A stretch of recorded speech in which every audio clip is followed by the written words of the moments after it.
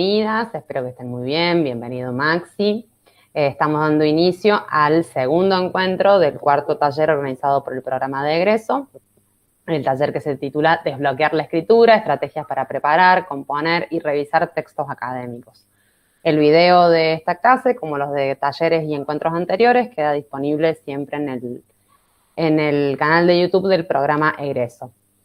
La idea de hoy es que repasemos algunas de las cuestiones que hablamos más sueltamente en el encuentro anterior y que nos enfoquemos, digamos, con este repaso vamos a cerrar la parte de planificación de la escritura o de preparación o preescritura y después nos vamos a enfocar en la parte más normativa del asunto, que es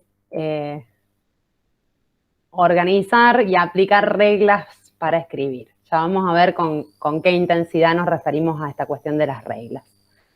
Sobre el final vamos a organizar, y yo después lo termino de concretar por mail, un intercambio de los escritos que enviaron esta semana, ¿sí? Siguiendo con la temática simpsoniana, les develo ahí en ese pizarrón la única clave de todo esto, que es pensar, escribir, organizar, escribir, revisar, escribir. Y no hay mucho más misterio. Lo que vamos a tratar de pensar es algunas estrategias o recomendaciones para, bueno, sostener esta secuencia, ¿sí?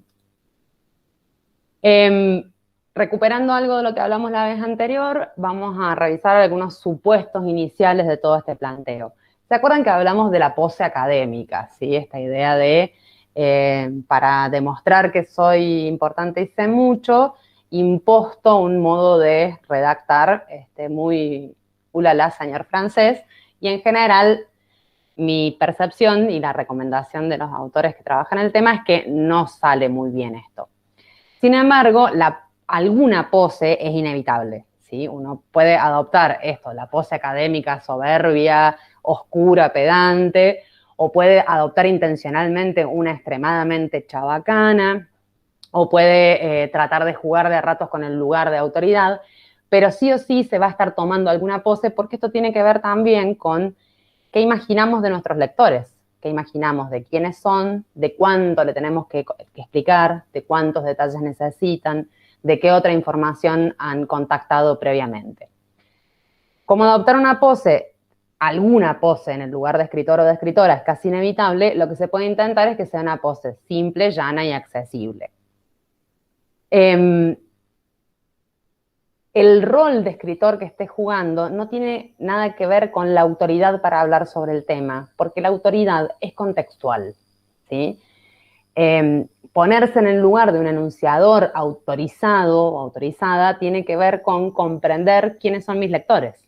Y en ese contexto, que además es asincrónico, es diacrónico, porque en el texto escrito circula y puede leerse, recuperarse en cualquier otro momento.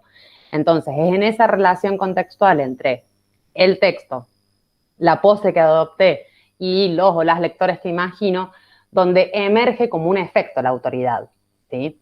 Un poco recuperando las mismas ideas de la vez anterior. Habrán leído alguna vez algo de algún autor y hay algunos casos paradigmáticos en la historia de la ciencia de autores que eran maravillosos en un campo y súper autorizados para hablar en ese campo y se largaron a escribir otra cosa porque ya estaban en ese run de retroalimentar su autoridad y eso otro que escribieron fue un desastre, ¿sí? Y muchas veces genera efectos contradictorios porque, bueno, también viene toda la otra cuestión social de quién le va a ir a decir a este gran señor que lo que hizo es un desastre.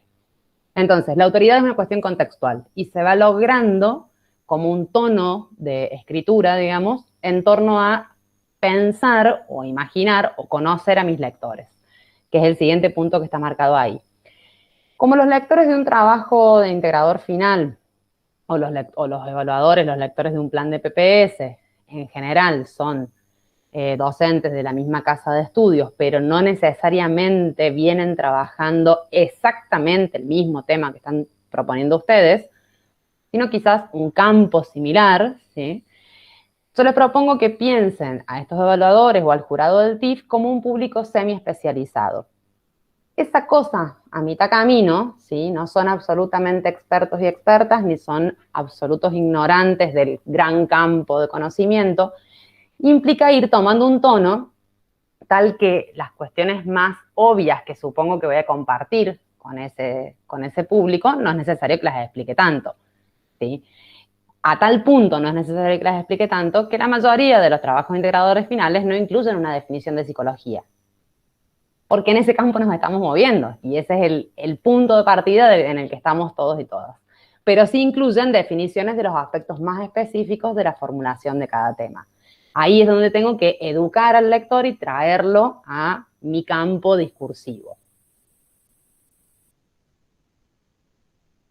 Otro supuesto inicial para arrancar hoy es que empezamos con la parte de las reglas, la normatividad y las prescripciones. Y acá, como bien lo ilustra la imagen, hay tabla. Sin ánimos de hacer una apología de la cuestión punitiva, pero ser comprensible en la escritura, ser inteligible, implica en buena medida ser obediente. Ser obediente al menos a los códigos básicos que conforman nuestra lengua y que conforman la escritura de este estilo en particular, de modo tal que nos garantizamos que el otro comparte estos códigos y los va a entender. Hay un límite difuso pero fácil de detectar cuando uno está leyendo entre la creatividad o la capacidad de innovación y volverse absolutamente incomprensible, ¿sí? Javier Bassi trabaja en uno de los textos. Hoy sí les voy a compartir ya la carpeta, la tenía escondida a propósito, pero hoy les voy a compartir una carpeta con material. Y él trabaja sobre la idea de los y las artistas surrealistas, ¿sí? Ahí, en ese nivel de modificación de los patrones habituales de comunicación, ya fuera por escrito, en la poesía, en la literatura, o bien en la pintura, o bien en el teatro, modificaban a tal punto los códigos básicos que era esa ruptura de reglas el objeto del arte, ¿sí? Ahora, pocos y pocas de nosotros estamos en condiciones de ser artistas surrealistas y no es muy recomendable intentar serlo en un TIFF, ¿ok? Esto quiere decir que hay al menos, digamos, 3 modos de correrse de las reglas. Quédense tranquilas que no vamos a hacer, yo al menos no voy a hacer una oda injustificada de la Real Academia. En eso adhiero a Calle 13, la Real Academia que se la deje a España. Pero no es lo mismo no aplicar algunas reglas porque uno no las conoce, y eso es bastante simple de resolver, ¿sí? Porque es cuestión de tomar contacto con ellas, entender su motivo de ser o sus circunstancias de aplicación y aplicarlas. No es lo mismo entonces desconocer, ser un oscuro o una oscura, digamos, escribir cosas intencionalmente incomprensibles, asunto que yo desaconsejo en todos los espacios académicos, ¿sí? Esto no es una cuestión de claustros, no me parece agradable que un documento de cátedra o que un artículo que nos proponen para estudiar en el contexto de una materia sea incomprensible. No me parece bien, ¿sí? Y esto no tiene que ver con la instancia de la carrera en la que está cada quien. Ser intencionalmente oscuro u oscura en la escritura trae problemas de comprensión, aunque en algunas situaciones particulares, como les decía, en la literatura surrealista, puede estar vinculado a generar un efecto en torno a esa ruptura absoluta de todas las reglas. Y hay una tercera posición de no adherir completamente a las reglas, que es la de hacer una propuesta contranormativa, ¿sí? Para darles un ejemplo, la propuesta contranormativa por excelencia en cuestiones lingüísticas en el último tiempo y que finalmente entró en el campo académico, es el lenguaje inclusivo o el lenguaje no sexista, que no genere discriminaciones por sexo a priori en función de la escritura. Hasta hace un par de años, y en algunos espacios todavía hoy, ¿sí? Pero hasta hace un par de años nos rasgábamos las vestiduras por definir si íbamos a duplicar, si íbamos a adherir al masculino genérico, como dice la Real Academia y sigue diciendo, y se le va a secar la lengua diciendo, si íbamos a usar una X, una arroba, una E, he visto propuestas hasta de reemplazar la vocal con un guión bajo, ¿ok? Todas esas eran versiones, son versiones, cada una con su justificación, de propuestas contranormativas, que tienen una tonelada de argumentos por detrás. A colación de eso se viene el punto siguiente. No es lo mismo corregir que justificar. Y lo que vamos a intentar hacer a partir de las siguientes pantallas es comprender algunas justificaciones dentro del margen de las 2 horas que tenemos disponibles, ¿sí? Hay algunas cuestiones que son muy densamente lingüísticas, que a mí se me escapan de mi formación básica, y que hay que entrar en la historia de la lengua para justificarlas, y quizás es más fácil adherir a la regla y listo, ¿sí? Cómo fue el devenir de cómo es que la H emerge en la escritura en español, reemplazando algunas formas de la F, es filología, historia de la lengua, ¿sí? Pero con algunas otras cuestiones, y en particular yo lo recomiendo mucho cuando se hace una propuesta contranormativa de este orden, lograr tener en claro los argumentos que me mueven y poder expresarlos, ¿sí? Antes de que se aprobara como ordenanza en la universidad y que se autorizara, que empezara a circular en documentos gubernamentales, yo trabajé varias veces con tesistas que querían, ¿sí?, que tenían la motivación y el interés de sostener una escritura no sexista. Entonces, empezaban a escribir, entre nosotros todo bien, iban y volvían las correcciones y no había ningún problema, yo entendía, ellos entendían, bárbaro. Ahora, llegado el momento de la presentación final, decían, ¿y el jurado no me va a decir algo? Y no sé, porque al momento de la presentación yo tampoco sé quién es tu jurado todavía. Entonces, la alternativa era, y lo marco como algo que hacíamos hace 3 años y este año yo he dejado de hacer, ¿sí? La alternativa era, la primera vez que mencionábamos, que tomábamos una decisión en torno al lenguaje inclusivo, nota al pie y explicar 2 o 3 argumentos contundentes que justificaran por qué nos íbamos a correr, tanto de la Real Academia como en muchas cosas de las normas APA. 2 o 3 argumentos. Listo. Es como protegerse, ¿sí?, que es un poco la propuesta también de toda la construcción, protegerse argumentalmente de cuestionamientos. De ahí en más, la relación con los lectores puede ser, mira, yo no comparto lo que estás haciendo, pero entiendo tus motivos, ¿tá? Y zafamos de la posibilidad de entrar en un circuito de discusión que encima quizás no tiene que ver directamente con el tema, ¿sí? A veces es solo una decisión en torno al estilo. Una nota al pie más sobre este tema, ya que tomé lenguaje inclusivo como un ejemplo.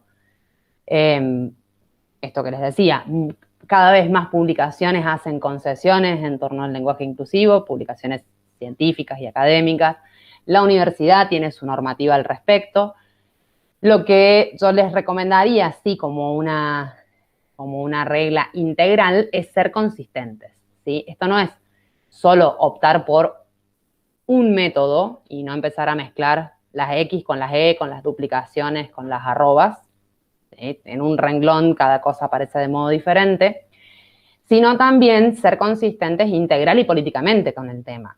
Y los otros días revisaba un escrito de un estudiante que había trabajado con profesionales de la salud mental en una institución.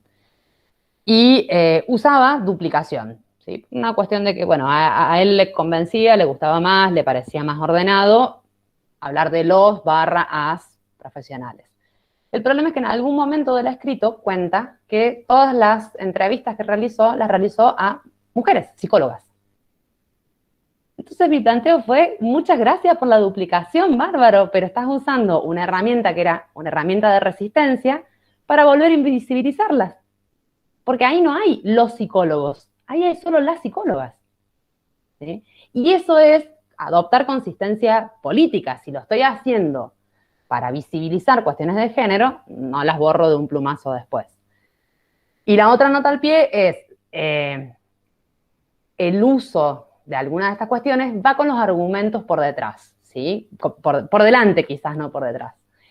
No nos hace progres, nos hace respetuosos usar duplicación solo por usar duplicación. Se pueden escribir textos absolutamente violentos y absolutamente discriminatorios en función de sexo usando duplicación. Ahí hay también algunos saltos en las formas en que se relaciona la posición política de quien escribe con el escrito que logra. Dicho esto, yo banco fuerte la idea de tratar de justificar, y justificar, más que corregir, es más complejo porque implica saber por qué uno está haciendo la modificación que está haciendo. Howard Baker, que es el autor del manual que les he comentado en el encuentro anterior, le dedica un rato a hablar, a describir su posición como editor de textos, como revisor de textos, que es como él inicia esta propuesta de la escritura más simple en el espacio académico. Y una de las cuestiones que él plantea es las reglas ortográficas, gramaticales, sintácticas, de composición, de las normas APA, etcétera, tal y como las conocemos, tendemos a, o en general hemos aprendido en el desarrollo de nuestra trayectoria académica, a aplicarlas como algoritmos, ¿sí? Y el algoritmo es algo bastante rígido que lee una serie de características de la situación y opera de un modo. Iba a decir toma una decisión, pero en realidad el algoritmo no está decidiendo nada, ¿sí? La propuesta de Becker, digamos, es una aplicación automática y bastante rígida. La propuesta de Becker es tomar las reglas más bien como reglas heurísticas. Es decir, todas las recomendaciones que vamos a ver de ahora en más, tratar de tomarlas con base en la experiencia empírica que vayamos logrando con los escritos, ¿sí? Eso las vuelve más procedimentales, un poco más flexibles, aunque quizás no nos sepamos todos los manuales de gramática o de sintaxis escritos sobre la lengua española de acá hasta el infinito. Los últimos dos puntos de esta pantalla de algún modo resumen o reiteran lo que está puesto en el segundo. No es lo mismo un error que una posición política sobre la escritura. Estoy pensando en otro ejemplo más reciente, que leía un escrito en donde la palabra hablaba de personas sordas, pero cada vez que estaba mencionada la palabra sordo, sorda, aparecía la S con mayúscula. Y a mí se me saltaban los tapones por todos lados y tipo algoritmo, o sea, diciendo lo que dicen los manuales, un adjetivo no tiene por qué llevar mayúscula, corregía todas las mayúsculas. Y a la vuelta del texto volvían todas las mayúsculas restauradas y puestas en su lugar. Entonces yo decía, estamos teniendo un problema severo de comunicación. Hasta que en un momento fui a lo que debería haber ido inicialmente. Che, ¿por qué la mayúscula en sordo, sorda? Porque a mí me resulta raro a la vista. Y la persona, la autora de ese texto me responde, porque es una decisión de denominación de la comunidad de personas sordas. Se denominan, cuando pueden acceder al lenguaje escrito y presentarse en otros espacios a través del lenguaje escrito, con mayúscula. Bien, perfecto. ¿Sí? Depongo mi posición. Por favor, aclarar una nota al pie, porque ignorantes como yo puede haber un montón. Es un detalle fino, no es un detalle general del conocimiento de la psicología, sino que es un detalle fino. Por favor, acláralo abajo. ¿Sí? Entonces, no es lo mismo un error. La S mayúscula en sordo no estaba justificada y yo la entendía como un error, que una posición política, que fue lo que me terminó demostrando esta persona. Y en la misma línea, no es lo mismo un desliz que tener sistemático descuido o desaprehensión por la construcción de los textos. Ese último va como primera advertencia para la tarea que van a hacer esta semana. Las personas nos cansamos de escribir, nos cansamos de leer, y lo más cansador de la lectoescritura es leernos a nosotros mismos. Yo no sé si a ustedes les pasa, a mí me pasa hasta de un modo fonológico. Cuando leo algo que he escrito, lo leo internamente, mentalmente, lo recreo con mi voz. Si para ustedes es insoportable mi voz, imagínense que yo vivo con mi voz 24 horas al día. Y cuando me leo, en plan revisar algo que he escrito, es mi voz a máximo volumen y máxima velocidad. Agotador, ¿sí? Entonces, deslices es seguro que vamos a tener. en esto, en el agotamiento, en el cansancio, en que se vuelve rutinario revisar, componer y revisar un texto, lo que hay que tratar de no tener es desprecio por toda recomendación o toda regla. Bien. Recupero un poco y ya más sistematizado. A ver, vamos a hacer un impasse. ¿Quieren contar un poquito las personas que enviaron o que al menos intentaron la tarea de escribir para esta semana, cómo arrancaron esa escritura?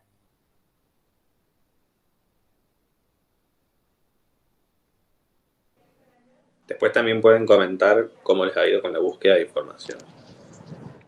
Bueno, a mí con la búsqueda de información me fue como medio mal, porque solamente accedía al Google Académico, a Cielo nada más, y a las otras que vos habías nombrado, no. Yo creo que es porque, no sé, el internet, mi compu, especialmente que mi compu que es vieja, no sé qué pasó. Bueno, yo lamentablemente tenía un borrador en mi tablet y, y cuando lo paso a la compu, lo envío, después me di cuenta que nunca se había enviado. Me lo había devuelto, había copiado mal el correo de Marina. Entonces, cuando me doy cuenta, ya era el mismo día, a la 1 del mediodía. Bueno, mandé el que tenía estaba en mi trabajo y mandé el que tenía en la tablet. Y tenía como muchas ideas como para ir escribiendo y bueno, las iba volcando ahí.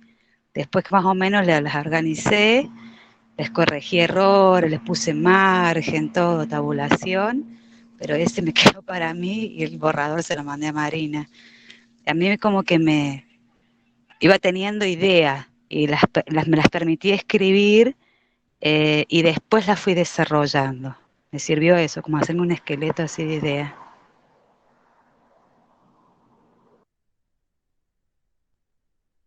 Eso le vamos a poner un nombre cheto. Escritura fluida. ¿Sí? Es una, ya que vamos a sacar a relucir, si no van a terminar el taller y van a decir, pero no dijo ninguna recomendación. Bueno, sí, es una de las técnicas recomendadas. Una de las posibles vías, escritura fluida. ¿Alguien más quiere contar su experiencia de cómo fue esto? ¿Cómo iniciaron el proceso de escribir la tarea de la semana pasada? O cómo les fue con las búsquedas bibliográficas.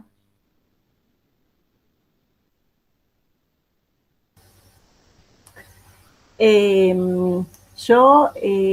como una pequeña trampa, porque con la búsqueda bibliográfica estaba relacionada con la PPS, así que yo más o menos algo tenía, pero en función de lo que tenía fui haciendo otras búsquedas y lo que me interesaba lo encontré básicamente en el Cielo, o en acta académica, pero más que nada en Cielos, así que casi que las tres, la bibliografía que puse son específicamente de ahí, no tuve que ir buscando otras cosas. Así que en ese sentido la búsqueda me fue fácil porque creo que también el tema era fácil, entonces no me daba para seguir buscando tanto, a diferencia porque es un tema con el que ya estás familiarizada. Claro, pero por ejemplo, cuando en la PPS sí me costó más porque no sabía qué palabras utilizar como buscadores. En cambio, como acá que tenía una palabra clave y me saltaron un montón de cosas que me sirvieron. Cuando yo empecé en la PPS no me pasó eso. Tuve que buscar mucho para ver en muchos buscadores o en muchas páginas para encontrar algo más o menos acorde a mi idea que yo había pensado. Así que a mí para esta vez me fue fácil en cuanto a la búsqueda de información. Y en cuanto a la escritura, me pasó que hice algo que nunca he hecho, porque soy más de la vieja escuela, que siempre yo necesito escribir en papel las ideas para después desarrollarlas. Pero por una cuestión de tiempo, que lo pude empezar recién el martes, o sea, tenía la información buscada, pero no podía armar las ideas. Entonces me llevó un tiempo pensarlo y después desarrollarlo, y lo fui desarrollando más o menos directamente en la compu, que es algo que hice por primera vez, porque siempre lo escribo, necesito escribirlo, armarlo, hacer esquemas y después lo paso y lo pulo en la computadora. Pero esta vez no, lo hice directamente en la compu por una cuestión de tiempo, que era martes y bueno, se entregaba. Bien. Virginia, ¿querías agregar algo más? Sí, esto que decía la compañera, cuando fui al buscador, yo tenía una idea de que quería trabajar, el tema estaba, cuando apenas lo puse salieron, pero no me gustaban por ahí los artículos, yo quería algo más que psicólogas hablasen del tema, o por ahí, bueno, que hablen sociólogas, y no podía encontrar eso. Entonces pues, me fui para otros autores de las ciencias sociales, en antropología, y eso me costó muchísimo. Me tiró muchos artículos, pero no justamente que yo quería así propiamente psicología. Eso es lo que quería comentar. Yo no quiero develar, yo he leído los textos y no quiero develar mucho de los temas, por eso voy a regular un poco mis comentarios. De última los retomamos la próxima. Sí, Maxi.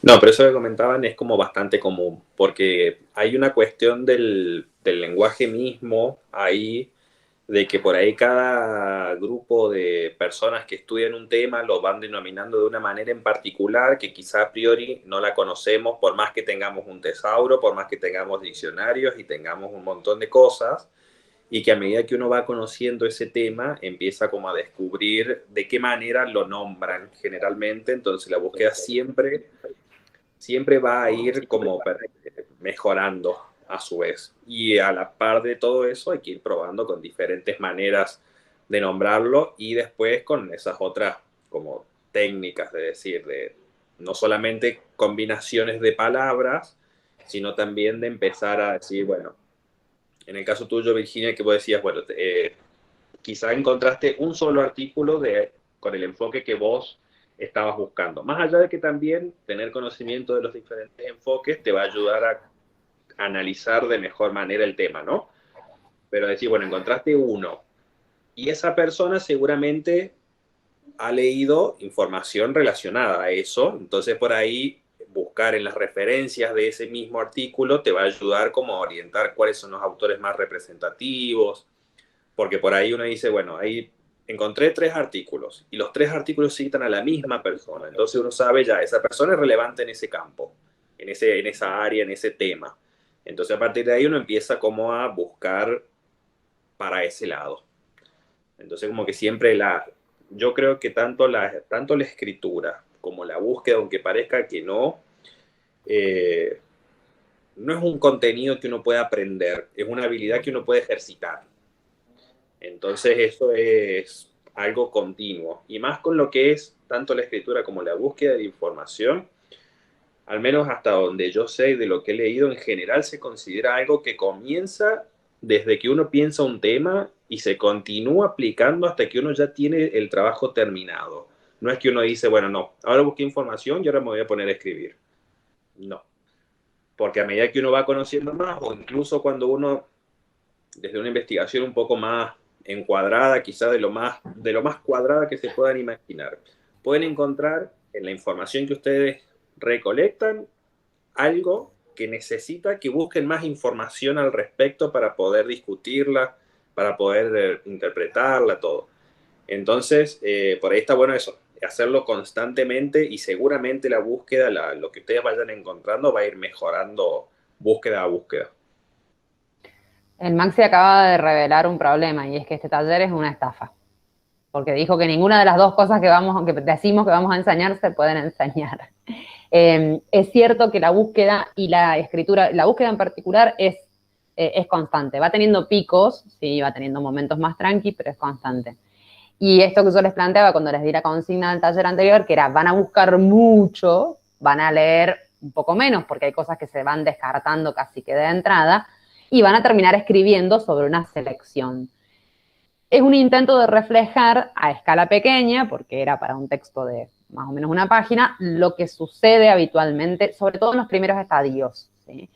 buscamos para entender el léxico propio del tema, del campo de la disciplina, para encontrar autores, para encontrar revistas, para encontrar instituciones que trabajan en el tema, vacancias, estrategias metodológicas, y en función de eso vamos filtrando.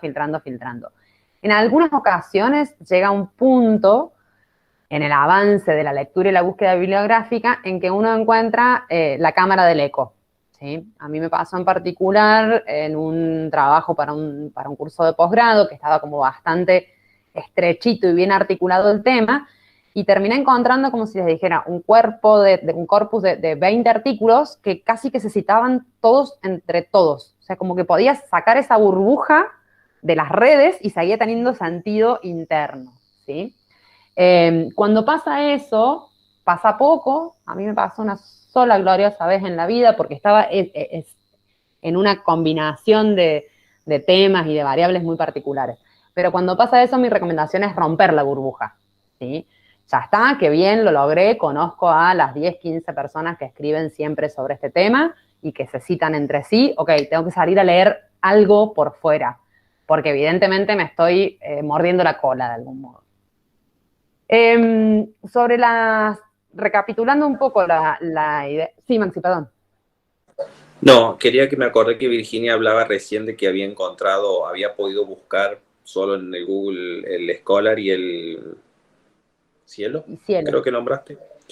Es raro que no hayan entrado las otras páginas porque generalmente funcionan y no son de caerse. No sé si habrá sido una cuestión por ahí de la compu o algo. Pero, de todos modos, yo creo que si uno sabe por ahí, cuando uno empieza a identificar qué tipo de documento a uno le puede ser útil, si uno usa ese tipo de base de datos, sabe que lo que va a encontrar es como que ya está prefiltrado a que van a ser documentos más allá de lo atinados en relación al tema que uno esté buscando. Por lo menos sabemos que van a ser artículos científicos que han tenido alguna revisión o algo. Pero incluso si uno sabe identificar cuáles fuentes, así sea el Google general, te va a costar más, porque es el material que te va a arrojar va a estar mucho más sucio, digamos, entre comillas.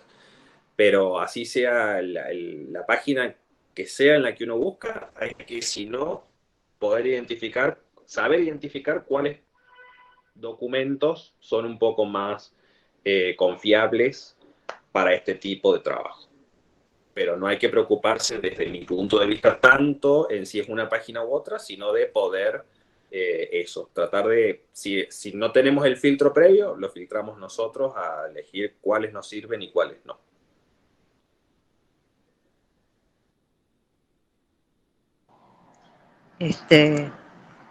Lo que quería decir, por ahí lo dije mal, primero quise ir a la facu, a ver, para poder conectarme con ese sitio, y bueno, justo llovió esos días. Y lo otro que me pasó es que cuando sí me mandó una info, me pude meter unos archivos, pero no me salían las fechas. Eso me pasó. Me salía el artículo, pero no me salía de qué fecha, entonces por eso lo deseché. Ah, no podía filtrar por año. Claro, y yo quería un año específico. Bien. Sabía que hasta tal año lo quería. Era un solo año el que yo quería. Y eso Bien. fue lo que bueno, y después no quise recurrir a Wikipedia propiamente dicho. No sé, porque no sé si es confiable o no. Ahí me quedé con la duda, por eso no. O sea, directamente Wikipedia. Claro, en general la Wikipedia es algo que no es algo que vayas a poder citar. Si lo podés evitar, evítalo. Yo, desde mi punto de vista personal, si vos querés darle una mirada a cierto artículo de Wikipedia y a partir de ahí vos hacer una búsqueda más confiable, la haces porque decís, bueno, sabés más o menos de qué se trata el tema, sabés algo de información que te puede llegar a aportar personal para dispararte otra búsqueda. Pero en general, salvo que tu tema de interés sean artículos de Wikipedia, no es algo que nadie vaya como a aceptar de buena cara si vos citas eso. Wikipedia tiene un sistema de construcción colaborativo y esto, dicho en criollo, significa que el Maxi, Virginia, Marcela, la Flavia, yo, cualquiera se hace una cuenta en Wikipedia y escribe lo que quiere. Y escribe De lo hecho, que si quiere ustedes sin se necesidad. fijan, claro, si ustedes se fijan, las grandes personalidades populares del espectáculo, de la política o de lo que sea, estornudan fuerte y a los 30 segundos está cargado en Wikipedia, el 10 de septiembre de 2021 estornudó fuerte porque hay un batallón de asesores o manager o qué sé yo, actualizando la información desde las cuentas propias. Y eso nos rompe un poco el parámetro de información que seguro está bajo referato, que seguro está revisada. No significa por sí misma que la información de Wikipedia no vaya a ser de buena calidad, sino que no hay parámetro de registro en los términos de los indicadores que nos presentaba el Maxi la vez anterior. ¿Sí? Engancho de vuelta con esto porque nos quedan todavía todas las pantallas de las cosas tabla. Hay tabla. Hay tabla del día. Sintetizando estrategias para la preescritura, y esto aplica para el escrito en general, pero en realidad uno no se sienta a escribir una tesis, uno se sienta a escribir el marco teórico, la fundamentación, ¿sí? Uno va como por partes, entonces pensándolo también como estrategias para aplicar en cada apartado. Primero, intentar con la escritura fluida, sea a mano o en compu, pero primero, una vez que uno tiene una idea, sin idea no vamos a escribir nada. Y sin idea no hay estrategia, sin ninguna idea no hay estrategia que nos saque de ese pantano. Pero una vez que hay una idea por escribir, primero, escritura fluida. Me siento en la compu, agarro el cuadernito y la lapicera y voy plasmando en el orden que sale, como sale, todo lo que sale. Sabiendo que es un borrador, entonces, si llegan al momento del frenesí de la escritura, que a veces sucede, primero prioricemos que desagotar todas las ideas que tenemos al respecto, sabiendo que es solo un borrador, que no lo va a ver nadie. ¿Sí? Después del primer borrador, pensar en escribir un guión o escribir una estructura de títulos y subtítulos o un listado de ideas que pueda reordenar, y con eso me voy a reordenar el escrito, ¿ok? El esquema de entrada es volver al punto cero, ¿sí? Que un poco me da pena que no esté Erika hoy, que había comentado que ella escribía mucho con esquemas, porque me hubiera gustado que transparentara cuáles venían siendo sus procesos de pensamiento previos al esquema. Si me pongo como tarea, no tengo idea de qué escribir, y lo primero que voy a escribir es un esquema, estoy en cero igual, ¿sí? Entonces, tratar primero de desagotar todas las ideas que tengo sobre el asunto y posteriormente darles una primera ordenada. Ese borrador inicial, que lo vamos a llamar cero, inmostrable, ¿sí? Casi que pasa al olvido, no se borra nunca ningún archivo, ¿ok? Pero casi que pasa al olvido una vez que logré ordenar, generar el esquema o el guión y ordenarlo. Lo que hago es reubico esas ideas iniciales en el nuevo guión y parto desde ahí. Entre medio hay dos comentarios sobre el tema ay, qué dislexia que cargo, sigue teniendo letras dadas vueltas este género. Comentarios sobre el tema del principio, de la primera palabra en la primera oración.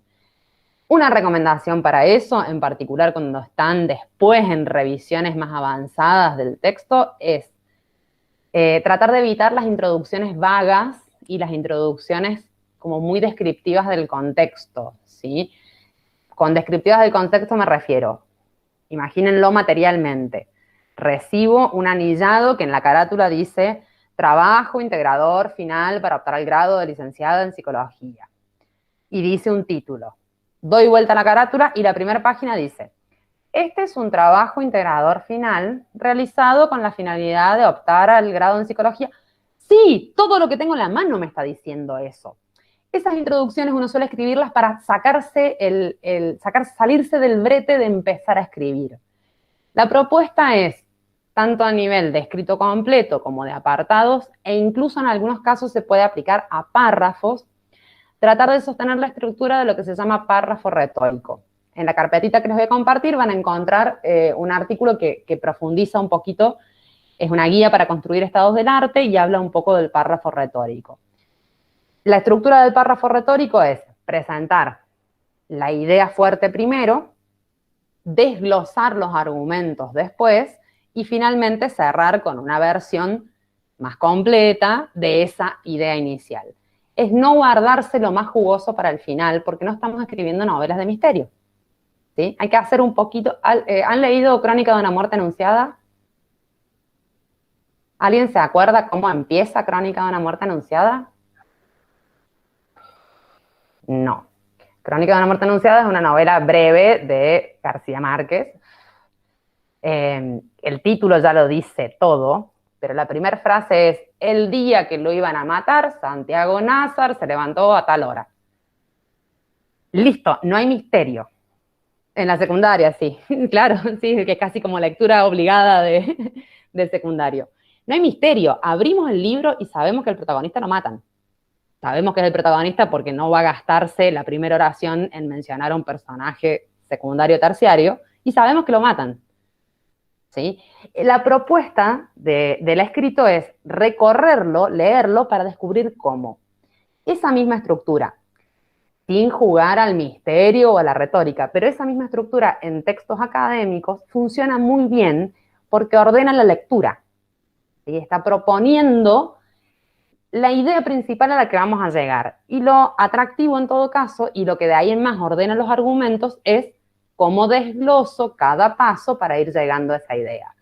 En términos del escrito total, mi recomendación desde siempre es: escriban la introducción que salga, escriban el resto, y lo último que se revisa, antes de revisar el formato, los pies de página y los saltos, es la introducción. Se enriquece la introducción una vez que nosotros mismos conocemos el recorrido de nuestro texto, ¿sí? Y se le aportan algunos puntapiés que funcionen también como ordenadores de lectura y como enganches de lectura. Enganches en términos de, esto va a estar interesante, sí, me dan ganas de leerlo, y ordenadores porque muchas veces las introducciones se utilizan también para describir cómo está armado el texto. En el capítulo 1 se van a encontrar tal cosa, posteriormente esto desemboca en el 2, que plantea tal otra, y eso también incita o presenta un primer mapa para que el lector no esté todo el tiempo como tratando de adivinar solo por el contexto qué es lo que viene. Como escribir es construir el mundo, construir y presentar el mundo al que accedí a través de mi investigación o de mi práctica.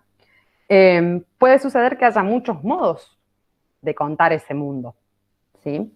Incluso en los esquemas más estructurados de investigación, que ya tengo mis 3 variables de análisis y mis 2 segmentos de muestra, voy a analizar ansiedad, depresión y neuroticismo en varones y en mujeres, y puedo elegir contarlo por variable o puedo elegir contarlo por género. Y ahí tengo 2 escrituras diferentes. Cada una de ellas, dos escrituras y 2 estructuras diferentes de presentación de los resultados, incluso de énfasis en los antecedentes. Y si esto va a ser un análisis comparativo entre géneros, deberé hacer énfasis en los antecedentes que presentan alguna discusión de cómo se presenta la ansiedad en varones o en mujeres. Si lo que voy a hacer es una comparación de cada una de las otras variables, es como dar vuelta a la tabla. Y como estamos escribiendo en plano, ¿sí? Estamos escribiendo linealmente o secuencialmente, vamos a tener que tomar decisiones al respecto. Escribir es una más de un montón de decisiones que ya se vinieron tomando. No es un momento desenganchado del resto del resto del proceso de producción. Pero si llegado un momento no se puede realmente decidir, ¿sí? O no se puede elegir entre 2 opciones que parecen igualmente buenas, una alternativa es escribir sobre las 2 opciones. Es decir, clarificar, por ejemplo, pensemos esto: ansiedad, depresión y neuroticismo en varones y en mujeres. Lo voy a presentar en los resultados de mi TIF. Clarifico al inicio, como si fuera una especie de introducción a los resultados, por qué elijo mostrarlo de determinado modo y cuáles son las ventajas y las desventajas respecto de mostrarlo del otro modo, ¿sí? Está dicho muy en el aire porque tiene que ver mucho con cada alternativa puntual, pero no hay problema mientras no pasemos 20 páginas haciendo esa explicación y pierda relevancia lo que vamos a presentar, no hay problema en explicitar cómo está construido un texto. Y de hecho, despeja dudas. Entonces recuerden que a los lectores y las lectoras tenemos que ir como manteniéndoles la ansiedad a raya, ¿sí? No podemos tenerlas en suspenso y en misterio todo el tiempo.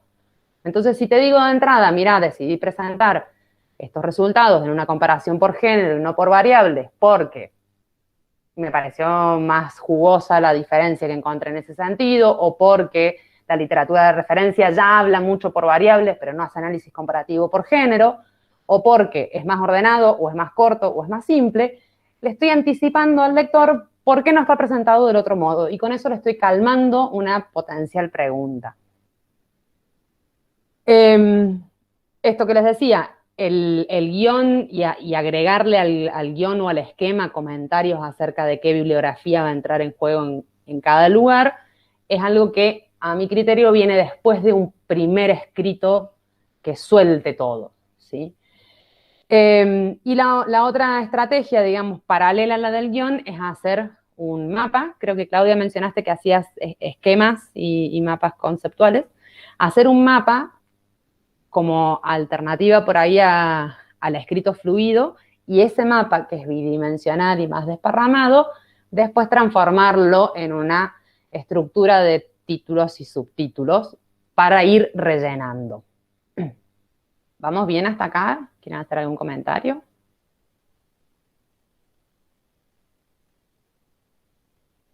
Tomo el silencio como un sí. Como un sí, vamos bien. Bien. Recursos para la preescritura, versión digital. Grabar notas de voz.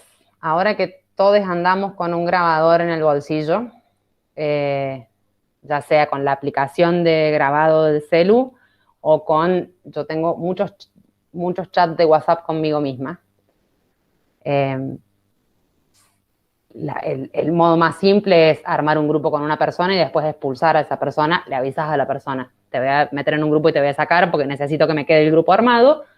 Entonces armo un grupo con el Maxi. Hola Maxi, te metí acá porque necesito el grupo. Chao Maxi, muchas gracias. Lo echás o le pedís que se vaya y te queda un chat con tu único usuario. Muy bueno para reservorio de cosas que nos atacan en la cola del súper, cuando uno no tiene la compu a mano o el cuaderno a mano para anotar la idea, o alguna versión por el estilo. Mindly y Coggle, que son estos dos recursos que puse acá. Mindly es una aplicación para celulares y tablets que corre con Android o con iOS. Coggle tiene página web. Mindly, los dos permiten hacer diferentes tipos de esquemas relativamente rápido, ¿sí? Esto es la versión digital de agarro la hoja grande o el afiche y empiezo a graficar el esquema.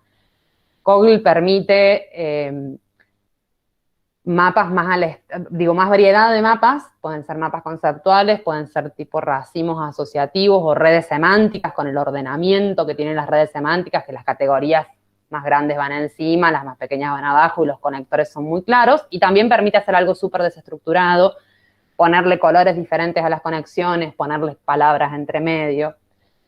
Mindly es más simple, trabaja más como un racimo asociativo, es decir, tengo una idea central, donde toco, se arma una pelotita, le pongo un nombre, una etiqueta, y le puedo ir vinculando pelotitas alrededor, y de esas secundarias sacar terciarias, cuaternarias, y permite asociarle también notas, es decir, le puedo poner un titulito nada más a ese conceptito que metí en un círculo, pero también le puedo asociar una nota un poco más larga que describa qué es lo que significa ese concepto puesto en ese lugar, y se le pueden asociar imágenes, no me acuerdo si audio también. La otra alternativa, para mí, súper saludable, sobre todo si estamos ya en este plan, me senté en la compu y estoy haciendo escritura fluida, es ir comentando mientras escribo. Y esto puede ser con la herramienta de comentarios, que la tiene tanto Word como las versiones online de documentos de Google, ¿sí? Se selecciona en dónde, se hace clic con el derecho, insertar comentario, y se arma este cuadradito al costado, que es en un margen virtual, es decir, yo puedo imprimir el documento, por ejemplo, y que esto no aparezca, a donde puedo hacer comentarios de lo que sea, ¿sí? Para mí es muy útil para cuando hay una idea que interrumpe el flujo de escritura, pero no me puedo dedicar a esa idea en este momento. Entonces, comentario, acá voy a meter el artículo de no sé qué. Después voy y lo busco al artículo y hago el enganche que necesito hacer. Si me voy ahora a leer ese artículo, rompí con el vértigo, la inspiración, la fluidez y perdí las 5 ideas que venían después. Y si no, la opción más casera es insertar, ahí quedó súper chiquito, pero dice algo como, ojo, acordate que acá querías hablar de eso. Insertar explícitamente en una letra de otro color o con otro resaltado cuál era el tema irruptivo que me cortó el flujo de pensamiento y seguir con lo otro. Y después volver a revisar esas notas. En cualquiera de los dos casos, una ventaja es que son sensibles al buscador. Es decir, yo puedo poner buscar dentro de Word y buscar alguna de las palabras que estaban puestas en estos comentarios y me las va a encontrar, ¿ok? Que cuando junté 30, 40, 60 comentarios, por ahí ir a leerlos uno por uno es como medio tedioso. Para los esquemas de títulos, y esto es tanto para la preescritura como para los momentos de edición y de revisión, les recomiendo enfáticamente que usen los estilos de Word o del procesador de texto que estén manejando. En general, en el panel superior hay una ventana, en Word es como bien notoria, con textos que están escritos a modo de muestra en diferentes tamaños, algunos con negrita, con diferentes caligrafías. Cada uno de esos textos suele estar ordenado por una jerarquía de títulos. Te lo entrega en bandeja el Word. Te dice título, título 1, título 2, título 3, subtítulo. Y se puede ajustar si va con numeración adelante o no. No solo son visualmente muy limpios y permiten ordenar este esquema inicial cuando uno está planificando ideas más grandes e ideas más pequeñas, sino que además, posteriormente, el mismo programa los reconoce para armar el índice. Entonces, no hace falta armar el índice copiando el título y poniendo un montón de puntitos y después contando en qué página está y poniendo el número de página, sino que Word reconoce dónde está el texto con ese estilo y cuando le pedimos que inserte una tabla de contenidos es muy similar a cuando el Maxi mostró cómo insertar una referencia, ¿sí? Recupera lo que está escrito con ese estilo y automáticamente pone el número de página y automáticamente lo actualiza.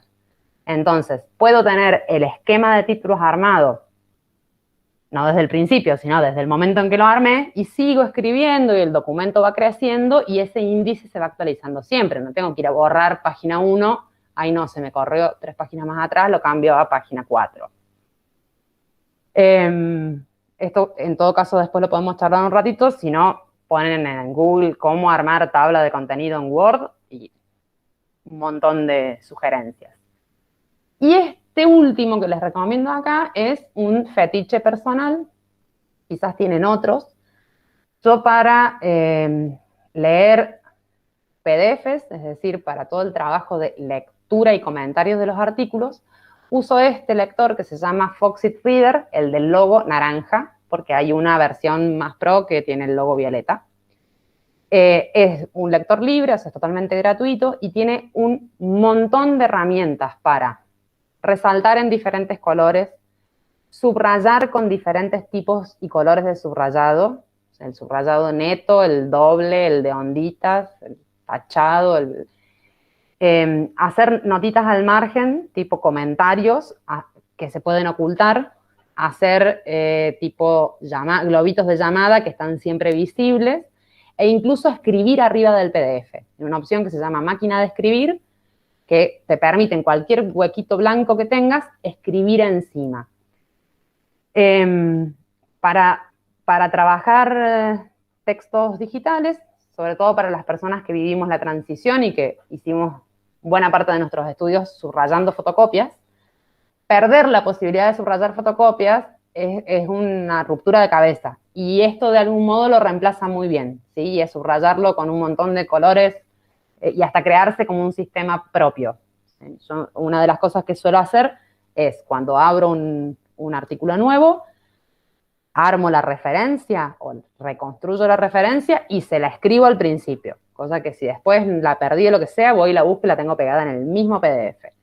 En amarillo señalo las cosas importantes, en naranja las polémicas, en verde los resultados, y podés ir alternando, como tener una caja enorme de fibrones a disposición. Súper recomendable, en particular si no quieren como meter demasiada herramienta. La que mostró el Maxi la otra vez está buenísima, pero bueno, implica toda otra instalación y otra ingeniería, digamos. Esto mismo en versión papel no varía mucho porque el proceso de pensamiento por detrás es lo mismo, es hacer el mapa conceptual por escrito, tener el guión armado escrito y apoyado al lado de la compu para poder mirarlo siempre, generar listas desordenadas de ideas y después ir y ordenarlas y corregir dónde debe ir cada cosa. En momentos más iniciales de la planificación, el viejo y querido pegar cosas en la pared, si en sus paredes se pueden pegar cosas. Y si no, Becker propone en su libro una estrategia que él usaba mucho antes de las computadoras, que era escribir en papeles independientes, en tarjetitas o en pedacitos de papel, escribir las ideas mínimas, desparramarlas todas, de modo de tenerlas todas a la vista, y después ir agrupándolas por categorías o por temas, ¿sí? E incluso ir generando parvitas de papeles. Parece muy rudimentario, pero tiene la ventaja, yo comparto un poco con Claudia esto de vez en cuando volver a la materialidad del papel, ¿sí? En el papel yo veo cosas que en la pantalla a veces no las veo. Y así como la compu te facilita la fluidez cuando estás con el ataque de inspiración, la materialidad del papel, del fibrón, te facilita o te da un espacio, un tiempo-espacio para pensar con más calma cuando necesitas organizar. Entonces creo que tiene sus ventajas. Para estadios más avanzados, y esto lo puse en preescritura, pero tranquilamente podría ir en revisión también, imprimir para repensar. Es un garrón económico. Las últimas copias de galera, las copias internas de mi tesis doctoral, yo las imprimí con una letrita así que me valió un cambio de anteojos después, pero necesitaba tenerlas impresas. De vuelta, esto de voy leyendo con otro ritmo, con un ritmo quizás más pausado que el que me propone la pantalla, y tacho, tiro una flecha, reorganizo, agarro 2 páginas enteras y las cambio de lugar. En la materialidad del papel, sobre todo en revisiones finales, a mí me parece súper recomendable. Ahora sí, ¿qué hacemos con el uso de la bibliografía? Era el pendiente que me tiró el Maxi, me revoleó el Maxi por la cabeza en el encuentro anterior. Ahí hay una lista de cosas para hacer y cosas para nunca jamás hacer. Y están en torno a algunas pocas ideas. Primero, hay que aprender a citar. Eso no significa quemarse las pestañas en saber si el punto va después del paréntesis o antes, sino aprender la lógica interna de la cita y del sistema de citas y del propósito de las citas. Esto no es una tarea técnica de le doy el gusto a mis lectores de que haya un chorizo de referencias al final, sino que ancla en el carácter colectivo de la ciencia. Cuando digo que no tiene sentido perder energía en construir las referencias, acá me puse este recordatorio, porque tengo una versión más... ay, qué chiquitito que quedó. Bueno, se los muestro en otro. Tengo una versión más chabacana de lo que hizo el Maxi.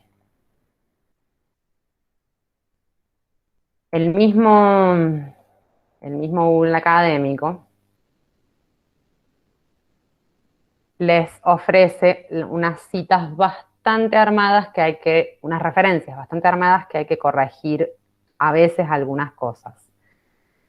Déjenme pensar.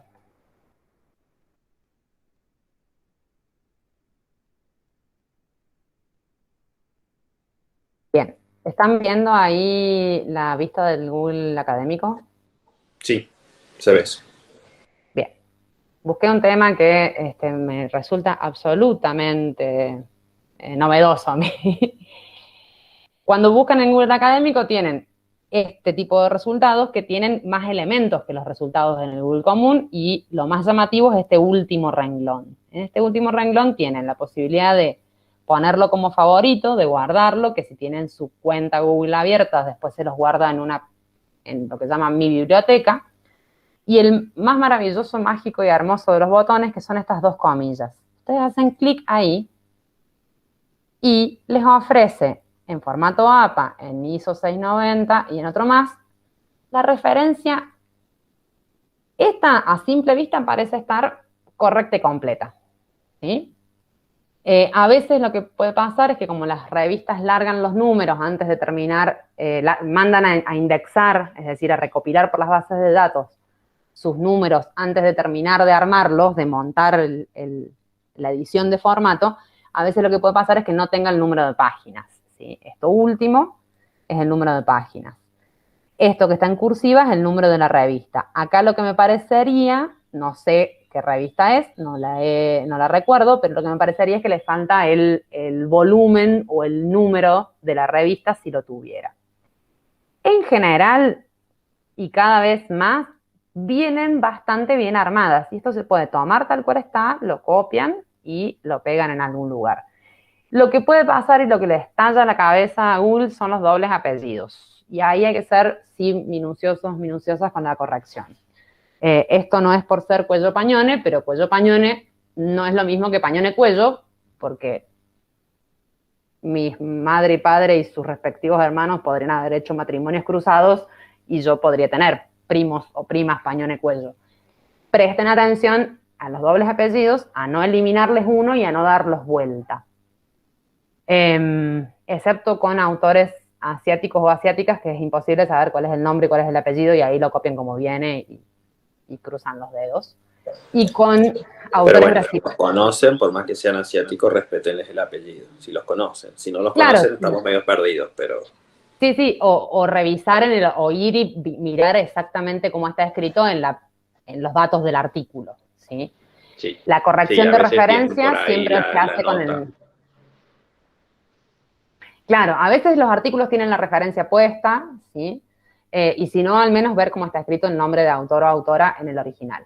La corrección de referencia se hace con el original a la vista, eso sí o sí, incluso para corroborar el número de páginas y esas cuestiones. Y lo otro que tiene de valioso es que esto no me acuerdo si lo habían visto, que es búsqueda inversa, ¿sí? Yo acá estoy viendo este artículo. Puedo abrirlo e ir a ver qué referencias tiene este artículo. Como el artículo es de 1999, las referencias van a ser anteriores, porque Escribano y Valivera solo pudieron haber referenciado algo que leyeron antes de publicarlo. Pero si hago clic en citado por 72, puedo encontrar los artículos que citan a ese artículo original de Escribano y Valivera, con lo cual se me amplió un montón el rango de lecturas posibles. Entonces, vuelvo al... y lo perdí.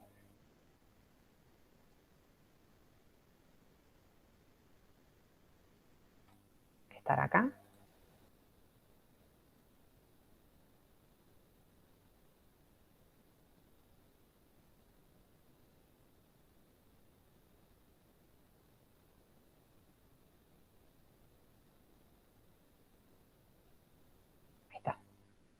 Está demorando en cargar. Entonces, aprender a citar para saber cómo hacer el adecuado tributo a quienes me brindaron sus ideas, no es lo mismo que quemarse las pestañas construyendo las referencias. Las referencias hay que entenderlas y saber corregirlas por si alguna de las cuestiones automáticas de estas no funciona. Llega un momento en que, bueno, esto es lo ideal, digamos, que planteábamos hace rato en torno a la preescritura, ir reuniendo tanto la referencia armadita como los fragmentitos que puedo citar mientras voy leyendo, y ahí tiene como mucha utilidad. Tanto la estrategia del Maxi, que decía que él va como tomando y copiando y después organiza y armoniza el escrito, como al menos esta de ir resaltando, subrayando y destacando, y sean súper explícitas con ustedes mismas en los términos en los que estén acostumbradas a hacerlo. ¿Sí? Yo me hablo a mí misma por escrito, me pongo carteles que dicen, Marina, no te olvides que esta cita te gustaba porque esa clase de comentarios como súper directivos es el modo en que dialogo conmigo. Ir reuniendo las referencias y las potenciales citas mientras se está leyendo, y esta otra es como más de fondo, andar por la vida buscando citas útiles para mi argumento. Esto implica obviamente que ya conozco mi argumento central o mi idea central, ¿sí? Tengo una anécdota chiquitita, y es que a mí en una parte de la investigación del doctorado tenía que decidir en el instrumento, en el cuestionario que estaba usando, había una parte de una técnica que se llama asociación libre de palabras para levantar representaciones sociales. Todo el mundo usaba 5 renglones, ¿sí? Y no explicaban por qué. Las explicaciones de los popes sobre el tema decían ustedes que el espacio para 5 palabras porque es lo que habitualmente se usa. Entonces, ¿qué clase de explicación es esa? O sea, gracias, pero no me convence. Yo necesito saber, y se me jugaba mucho la extensión final del cuestionario, y se me jugaba mucho la posibilidad de ganar o perder datos. Yo necesitaba saber si 5 tenían un fundamento. Me había quedado eso rebotando ahí en la duda, y en algún momento, por esto de leer las referencias de las referencias de un artículo, encuentro una investigación sobre otra rama del conocimiento, que es psicolingüística, cómo las personas construimos nuestros diccionarios mentales. Y era una investigación empírica en la que los investigadores demostraban cómo cuando vamos asociando palabras como si fuera un juego, las personas tendemos a sostener una cantidad de palabras asociadas y después desviarnos. E incluso ellos habían logrado clasificar cómo eran esos desvíos, ¿sí? Si esos desvíos eran porque nos íbamos a cosas más detalladas, porque nos íbamos a cosas menos detalladas, o por desvíos idiosincráticos, o por ahí relacionados con gustos personales o profesiones, ¿sí? Y en el análisis estadístico que hacían de una enorme cantidad de información sobre diccionarios personalizados, diccionarios lingüísticos naturales, encontraban que 5 no alcanzaba, porque con 5 nos podíamos quedar en la mitad del desvío. Es decir, vos le dijiste a una persona, bueno, decime lo primero que se te ocurra cuando pensás en plato, y la persona te dice plato, tenedor, cuchillo, cuchara, pato, porque pato le sonó, que es una de las formas de desvío, por similitud fonética. Y decís, pero esa persona no me está hablando de su representación del plato. Se fue un ratito y después vuelve. Cuando encontré ese argumento, fue así, tuc, derecho, tipo, algún día lo voy a necesitar. Venga acá, quédese esta cita acá. Hay que andar así como a la pesca de citas útiles para mi argumento. La bibliografía se usa principalmente. Y después, perdón, para los desmemoriados como yo, tienen que ir buscando las citas, pero siempre teniendo registro de qué es lo que usan de cada uno. Yo que me copiaba, me pasaba que al principio yo copiaba pedazos de textos y después no sabía de dónde había copiado cada cosa y tenía que volver a revisar las fuentes. Entonces siempre vayan como teniendo también esa notación de qué es lo que van usando y de dónde lo van sacando, porque en mi caso soy como bastante desmemoriado para esas cosas. Y una vez que se tomó una cita y se pegó en el documento en el que estoy escribiendo, ahí mismo, o comentario, por lo menos autor año, ¿sí? Si tengo la referencia, el complemento de referencias que nos mostró el Maxi funcionando, inserto la referencia corta, ¿sí? Entre paréntesis, autor año, y listo, quedó prolijito. Para no terminar atribuyéndole a un autor cosas que eran de otro solo porque leí esos 2 artículos del mismo día. Para el resto, el uso de la bibliografía tiene que cumplir principalmente estos 2 propósitos: demostrar que conozco el tema e ilustrar mi construcción del mapa teórico. Pero la construcción del mapa teórico es mía. Lo que estoy mostrando como propuesta casi única y original es mío.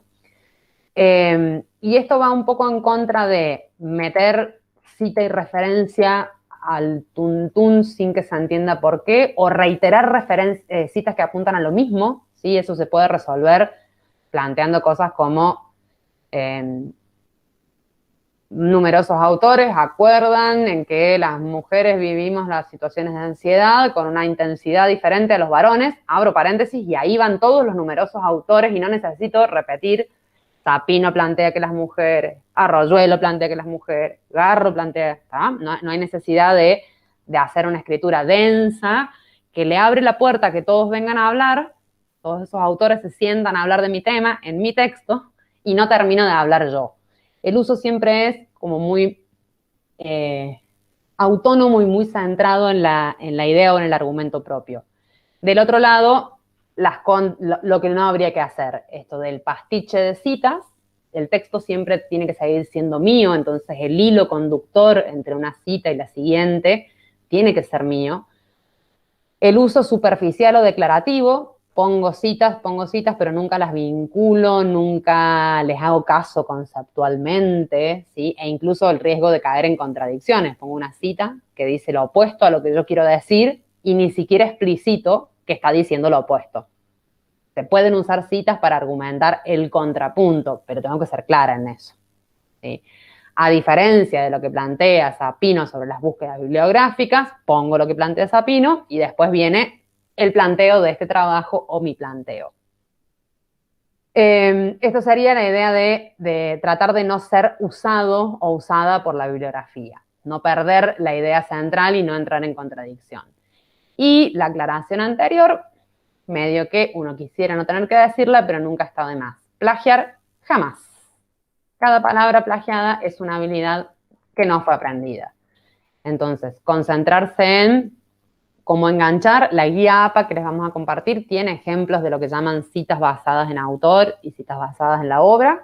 Cómo enganchar la cita con mi redacción, pero la redacción es mía y tengo que dejar bien claro visualmente cuando deja de ser mi redacción y hay una idea de otro y viene la correspondiente cita textual o la paráfrasis.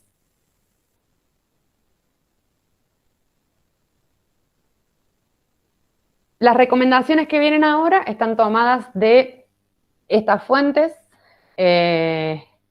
Manual de Escritura para Científicos Sociales de Howard Becker, que se los vengo mencionando, apunta mucho a la reescritura y a la simplificación. La guía APA, que les dejo una versión breve de la 7ª edición, una versión breve en español, y algunas cuestiones de este libro de Teresa Serafini, que se llama ¿Cómo se escribe?, que apunta a composición quizás más general, ¿sí? No necesariamente de orden académico, pero está bastante piola porque al final de cada capítulo tiene ejercicios para resolver. Entonces propone, bueno, esta oración está como muy densa, hay que lograr airearla un poco y reordenarla. Y te pone abajo los renglones para que vos puedas resolver y tiene, obviamente, al final de los apartados, algunas de las soluciones a esos ejercicios. Del lado izquierdo están, y acá sí viene como toda la normatividad junta, estos 3 recursos para ortografía y sintaxis, cuestiones básicas, los 3 están accesibles en internet. El diccionario panhispánico de dudas, que es un poquito más flexible que la RAE pura cepa, porque justamente por ser panhispánico incluye expresiones latinoamericanas y va diferenciando entre diferentes países. Y de los últimos 2, en particular, digo, son 2 versiones del mismo. Fundeu es una fundación que vincula a algunos aportantes privados con la Real Academia. Y hay un Fundeu Argentina, yo uso mucho el General. Es una suerte de portal de búsquedas rápidas y a mí me resulta muy cómodo porque uno puede como escribir una pregunta muy, en lenguaje muy natural, ¿sí? Se pone en relación a o en relación con. Clavas eso y Fundeu te da alguna respuesta y alguna justificación al respecto, ¿sí? Alguna pequeña explicación. Entonces, para mí es súper útil y en algunas cuestiones de léxico, de neologismos y de léxico más actualizado, tiene por ahí respuestas menos rígidas que las de la RAE o las del diccionario panhispánico, ¿sí? Fundeu, por ejemplo, se pone a explicar, si vamos a usar la palabra smartphone, cómo escribirla. Dice, sería recomendable usar teléfono inteligente. Pero si vas a usar smartphone, escribirla todo junto, escribirla con una grafía diferente.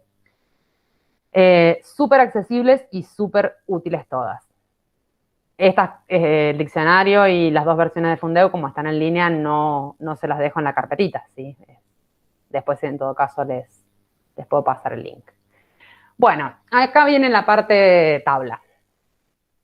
La composición debería tratar de, la escritura propiamente dicha, debería tratar de demostrar más que de decir, ¿sí? Demostrar más que decir, o más que declarar. Y lo primero que hay que demostrar en un escrito de las características académicas que nos interesa es que conocemos la estructura teórica de los conceptos que estamos manejando. De vuelta con esto, la escritura no resuelve lo que no tengamos resuelto como conocimiento, ¿sí? Lo que no tengamos resuelto en nuestras cabezas. La lectura puede ayudar a resolverlo. A través de la escritura tenemos que demostrar que sabemos y cuánto sabemos y cómo organizamos el tema al que nos estamos abocando. En esta intención de mostrar más que declarar, se puede ser formal y sostener apego al lenguaje técnico sin necesidad de sumar frases y palabras para rellenar. Y en particular, eso que se llama barroquismo, que es llenar de adornos la redacción, hay una versión en particular que se las desaconsejo un montón, que es, ¿han tenido que hacer alguna vez una exposición policial y han podido leer la denuncia que les escribían en la comisaría? Creo que es de los estilos de redacción que, si no fuera que uno va en situación muy tensa y muy estresante en general a hacer una denuncia, sea por el motivo que sea, te provoca risa. Si vos agarrás la denuncia 2 semanas después, te reís, porque llega un momento en que no se sabe quién es el denunciante, quién es el susodicho, cuál fue el objeto contundente, la cual estaba dentro de la misma, qué cosa estaba dentro de qué, ¿sí? Esto no es, perdón por las personas que se encargan de la seguridad pública, pero es algo muy marcado en el estilo, ¿sí? Evitar el estilo de denuncia policial y o sentencia judicial, que suele tener muchas referencias internas que llega un momento que no se sabe a dónde van a parar, y mucho relleno lingüístico. Sobre las reiteraciones, tener en cuenta que, como estoy demostrando la estructura teórica conceptual del tema que conozco, hay algunas reiteraciones que no son malas. En particular, traten de referirse a las nociones importantes de su trabajo siempre del mismo modo. Si no pueden referirse siempre del mismo modo, tratar de reordenar la oración para que la repetición sea menos notoria. Pero se produce una confusión enorme cuando empezamos a llamar las cosas importantes para nuestro trabajo de diferentes modos. No sé, Maxi, si coincidís, yo observo bastante en los apartados metodológicos que se empieza llamando el instrumento, después se llama el cuestionario, después se llama la encuesta, después se llama la escala, y al lector desprevenido le resulta difícil, a menos que expliques, que te armes un glosario, difícil saber si es lo mismo dicho de 4 modos diferentes por estilo lingüístico o son 4 cosas diferentes. Hace un tiempo me pasaba revisando también un informe de práctica que era un análisis del discurso del discurso mediático, y las notas periodísticas que se recopilaron fueron segmentadas en 3 momentos, ¿sí? Desde una fecha hasta la otra, después otro rango de fecha y el tercero. Esos 3 unidades de tiempo, en un momento del informe se llamaban momentos, después se llamaban fases, después se llamaban periodos y después se llamaban etapas. Pero además se superponía con el lenguaje natural de pandemia COVID y entonces las fases también eran las fases, fase 1, 2, las fases del aislamiento, y había un momento en que la fase analizaba la fase, porque la fase de notas periodísticas que remitía a la fase del aislamiento. Se hacen unos laberintos que es mucho más simple decidir la nomenclatura de las cosas centrales y sostenerla que hacer esos juegos para evitar la redundancia. Eje central de esta idea de mostrar más que declarar es tutelar siempre la relación teórica entre los elementos. Y eso implica que tengo que elegir muy cuidadosamente los verbos. Y para ello quizás sea útil volver a mirar mis mapas conceptuales hechos durante la preescritura. Elegir los verbos y el sentido de la acción de los verbos. Y en esto estaría bueno que los mapas conceptuales iniciales al menos dejen claras las relaciones. Mayor jerarquía, menor jerarquía entre conceptos, causa, consecuencia, efecto, ¿sí? ¿Qué tipo de relaciones están puestas en juego entre diferentes conceptos? Porque si no tengo claro eso, el riesgo es escribir de un modo en que se disimule que no lo tengo claro, y además de disimular que no lo tengo claro, voy a escribir algo raro y superficial. Y Bassi usa un ejemplo que está piola, que dice, yo puedo decir que también aplica para puntos posteriores. Puedo escribir Dios, guión, el hombre, ¿sí? Y traducir eso en Dios y el hombre están relacionados. El guión lo puedo transformar en una flecha para un lado y eso empieza a significar Dios creó al hombre.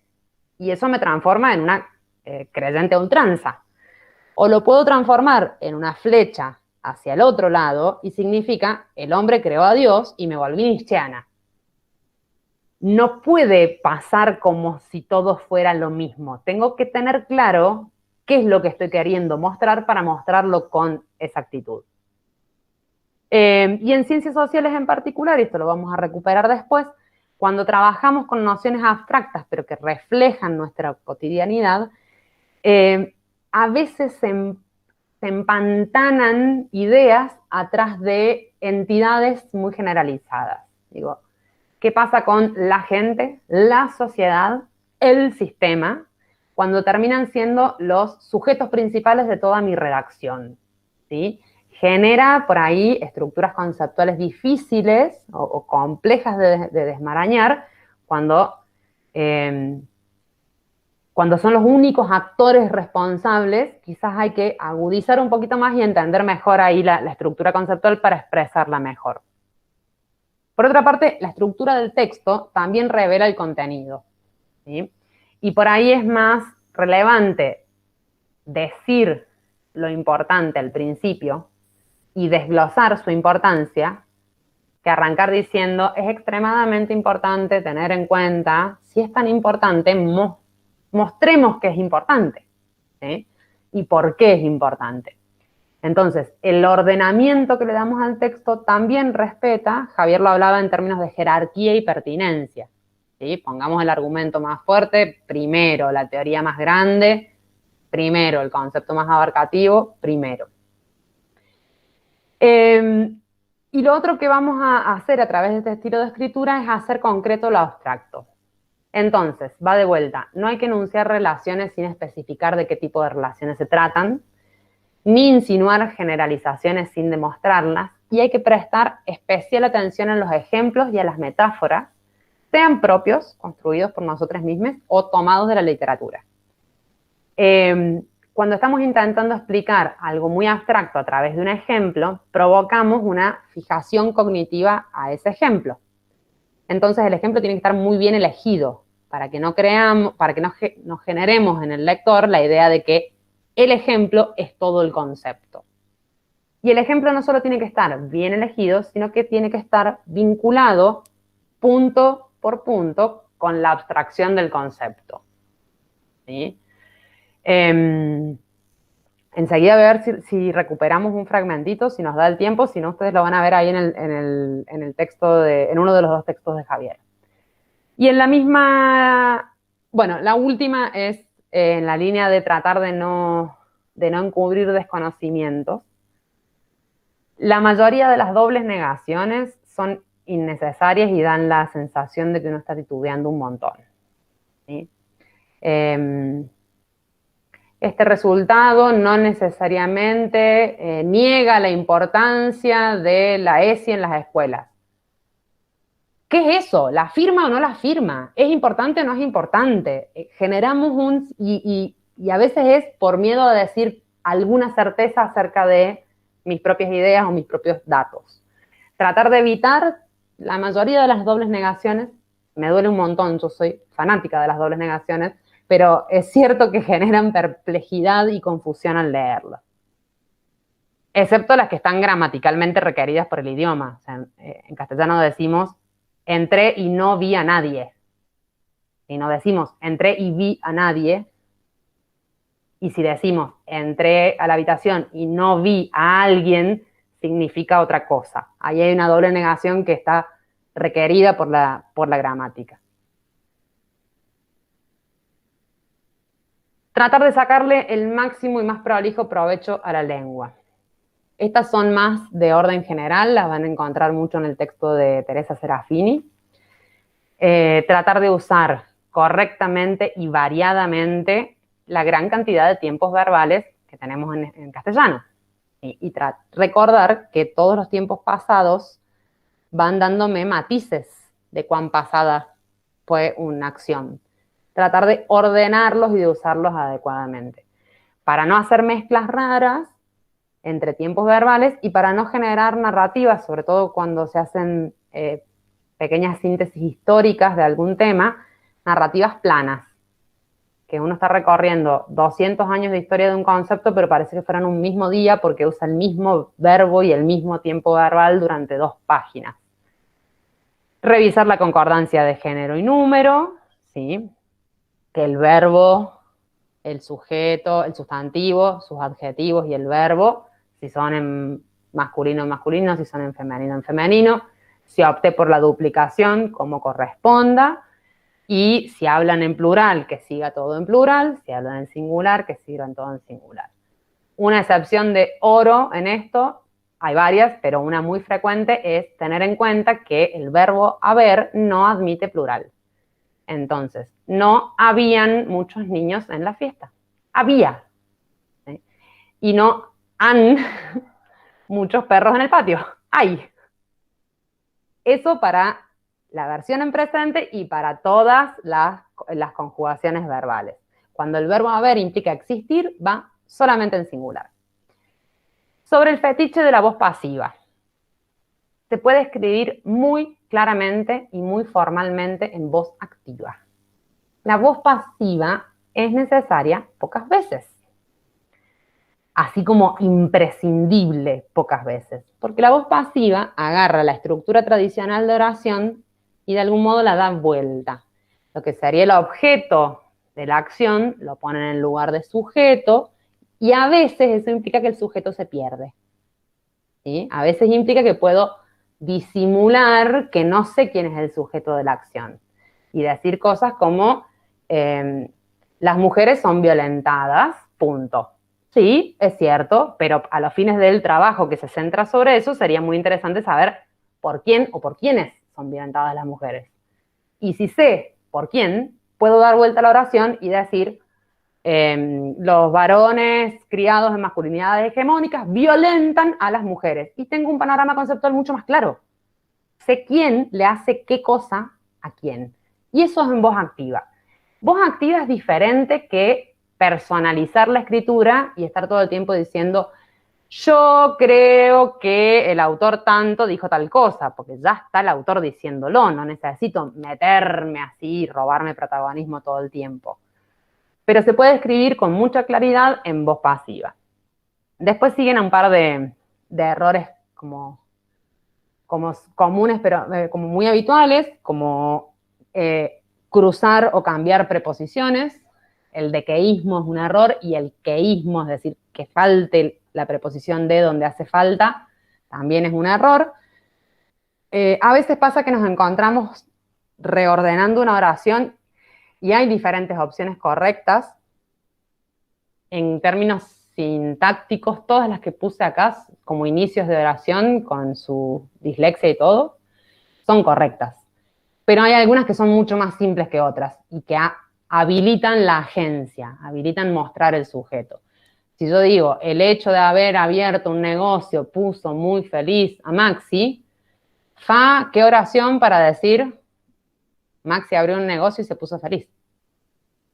No es chabacano decirlo en esos términos simples, porque estamos tomando el ejemplo de que Maxi abrió un negocio, pero puede ser una construcción conceptual y si le empiezo a meter el hecho de haber logrado, empiezo a perder la proximidad entre conceptos cuyas relaciones quiero mostrar. Y tratar de evitar las secuencias de adjetivos o de adverbios o de verbos cuando son parcialmente sinónimos. En esta investigación intentaremos interrogar, preguntar y profundizar las interpelaciones. ¿Qué va a hacer? ¿Va a interrogar? ¿Va a preguntar? ¿Hay alguna que englobe a las tres? Porque va generando un efecto de pesadez. Pasa mucho con los verbos cuando no sabemos muy bien qué es lo que queremos decir y pasa mucho con los adjetivos. Obviamente, si son adjetivos diferentes y realmente necesito para calificar una sustancia, que el mate es caliente y amargo, uno no reemplaza al otro y no hay ninguno que abarque a los dos. Pero decir que es caliente de una temperatura elevada y con probabilidad de quemar la lengua es como lo mismo. 2 renglones para algo que puede simplificarse muchísimo. Lo simple no es malo. Y esa es la siguiente pantalla. Tratar de construir oraciones tradicionales. La oración tipo sujeto, verbo, complemento. Esto que les decía hace rato, buscar un sujeto clarifica el sentido de lo que quiero expresar. Si la oración está muy larga, cortarla y reescribirla. Guarda con cortarla poniendo un punto en cualquier lugar y que pierda sentido lo que viene después, ¿sí? Por eso digo reescribirla. Tratar de reducir al mínimo el uso del gerundio, los verbos que terminan en ando, endo, que son verbos no conjugados, son verboides. Y a veces se usan intentando, ahí está un mal uso, intentando esquivarle al corte de la oración. Se usan como un complemento para pegar diferentes frases y gramaticalmente hay un problema serio. El gerundio, primero, desdibuja el sujeto, entonces tiene que estar muy claro dónde está el sujeto y que el sujeto de la acción señalada por el gerundio sea el mismo sujeto de la acción principal. Pero además, a veces se usa para expresar algo que sucedió después y es un uso incorrecto. El uso correcto del gerundio es para las acciones simultáneas o para las acciones, la del gerundio es inmediatamente anterior a la acción principal. No puedo decir, entró a la habitación sentándose en una silla, ¿ok? Porque daría la idea de que entró dando saltitos mientras estaba sentado o sentada en la silla. Si se sentó después, en todo caso podría ser, se sentó en una silla habiendo entrado a la habitación, que es un enrosque bárbaro, porque entró antes y luego se sentó, o se entró a la habitación y se sentó en una silla. Punto, ¿sí? Hay modos de desenroscar. Genera trampas raras el gerundio. Tratar de no abusar de los conectores, recordar que hay conectores que indican cosas específicas, dónde indica lugar, cuándo indica tiempo, y así sucesivamente, y es muy habitual encontrar cruces entre estos dos. El mayor genocidio conocido hasta el momento sucedió durante la Segunda Guerra Mundial, donde murieron, ¿cuándo? Estamos hablando de una época, de una etapa. ¿Sí? Tratar de no cruzar sentidos. Y otros abusos de conectores que se suelen dar que son súper simplificables. Evitar el hiperbatón. El hiperbatón es una figura retórica muy usada en poesía que consiste en intencionalmente alterar el orden de las oraciones. Ahí está puesto el único hiperbatón que a mí me gusta, que es el inicio de un poema de Becker que dice: volverán las oscuras golondrinas de tu balcón sus nidos a colgar. Para el resto de las cosas, las golondrinas oscuras volverán. ¿Sí? Para el resto de los escritos, a menos que sea una situación muy puntual en la que se busca dar énfasis en la parte inicial, ¿sí? En la parte que fue antepuesta. Y con esta estructura de oraciones simples y limpias, tratar de escribir párrafos que no superen las 3 o 4 oraciones. Y para eso hay que ir planificándolos y preguntarse para qué sirve cada uno de los párrafos.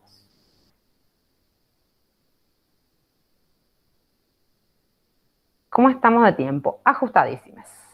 Bien, ahí hay algunas recomendaciones que más que para la composición en sí misma son ideas para ir escribiendo con atención, con la intención de revisar menos después. Muchas son como del orden de formato, ¿sí? O adelantan tareas de edición y formato, como que los títulos no llevan punto al final, los elementos de una lista no llevan punto al final, las listas tienen que estar ordenadas, no mezclar categorías diferentes, no mezclar estrellitas, tildes, cuadraditos y circulitos de diferentes estilos. El uso de la cursiva y por qué cursiva y no negrita, que señala conceptos, da énfasis, permite hacer uso irónico y escribir algunas palabras no castellanizadas. Es cursiva, no es negrita, no es subrayado, no es comillas y no es la mezcla de todo eso. El uso de las mayúsculas, ahí le falta la salvedad que hice hace rato con personas sordas, pero en general son pocas las palabras que ameritan una mayúscula. Los meses, los nombres de los meses y los días de la semana no llevan mayúscula. Ese es uno muy habitual. Jamás, jamás, jamás intercalar una coma entre el sujeto y el verbo si la estructura es simple. ¿Sí? No escribimos María, coma, salta. Y si no escribimos María salta, no escribimos el autor, coma, postula. Si tenemos la referencia entre medio, la referencia corta la oración. ¿Okay? El paréntesis yo lo tengo que poder eliminar sin que me altere el sentido. Entonces tampoco va una coma entre el sujeto y el predicado. Hay que revisar con mucha atención las tildes diacríticas, que son las que diferencian paso de pasó, ¿sí? La que diferencian palabras idénticas con funciones diferentes, en particular porque el corrector de ortografía en general las pasa por alto. Recordar que las preguntas indirectas llevan tilde, o sea que si estoy poniendo quiero saber qué pasó con, ese qué va con tilde, aunque no esté marcado como una pregunta con signos de interrogación. Los signos de admiración, de pregunta y los puntos suspensivos operan como cierre de la oración, es decir, una vez que puse el signo de admiración o de interrogación, no pongo un punto después.